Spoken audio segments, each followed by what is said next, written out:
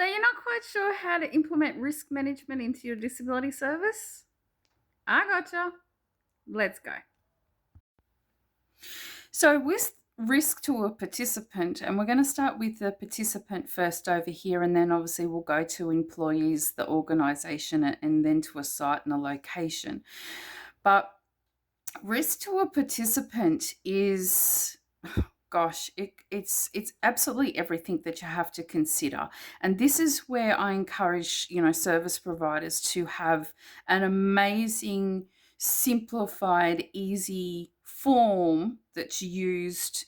And let's start there. It's a form, it's a risk assessment form for everybody that is coming into your disability service. So that is a mandatory thing for sole trader, unregistered and registered providers across Australia.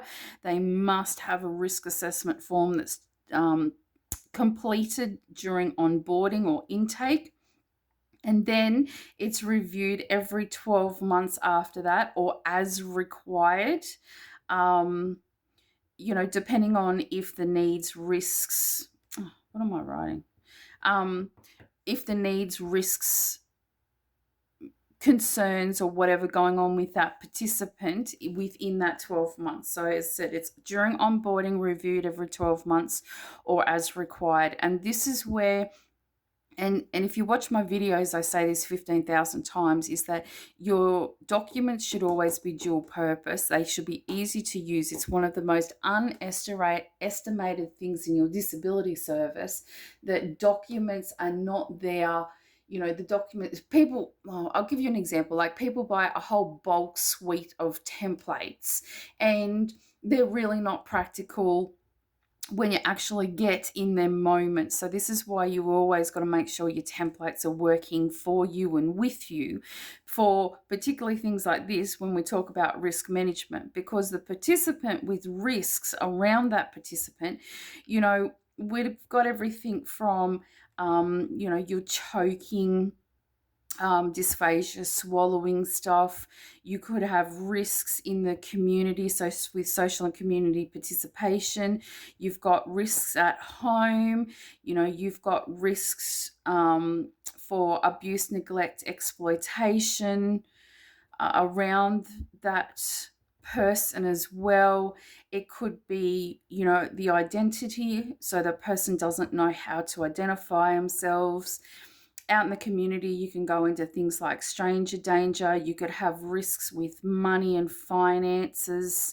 You then could have risk with, disaster and an emergency things where a person doesn't know how to, or they don't acknowledge what a smoke detector is, or, the beeping from smoke alarms, or, how to evacuate and things like that.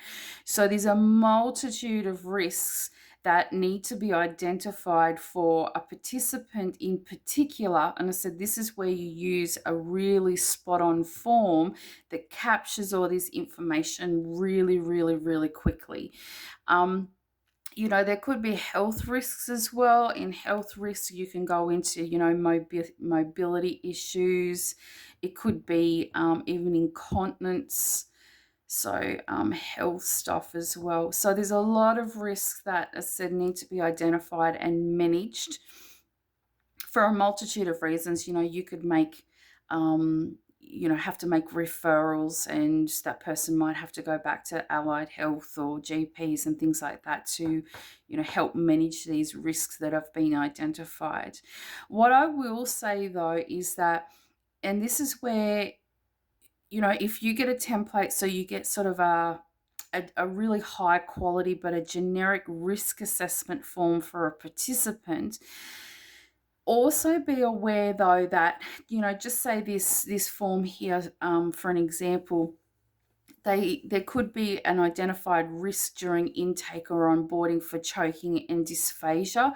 Then what you would do is that you can actually extend on, there would be another really tailored, in-depth risk assessment form. And I know we've got it here at Disability Compliance, which goes more into diet, nutrition, dysphagia, choking hazards, so that you would actually extend from one generic risk assessment form into really tailored.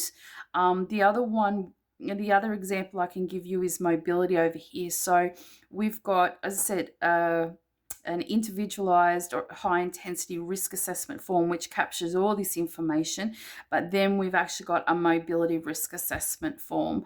Or we have an ADL risk assessment form or an incontinence assessment form. So I guess the takeaway message, and just be mindful, is have that really high quality, bang on, generalized overall risk assessment. Well, like I said, it is mandatory for every provider across Australia to actually do this.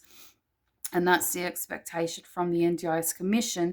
But then we get into secondary forms as required and as identified that you may have to, and there's a high possibility you will have to fill out to really, nut down, get the nuts and bolts of what's going on further on into that, risk. And then again, that referral pathway and getting into managing the risk as well. Okay.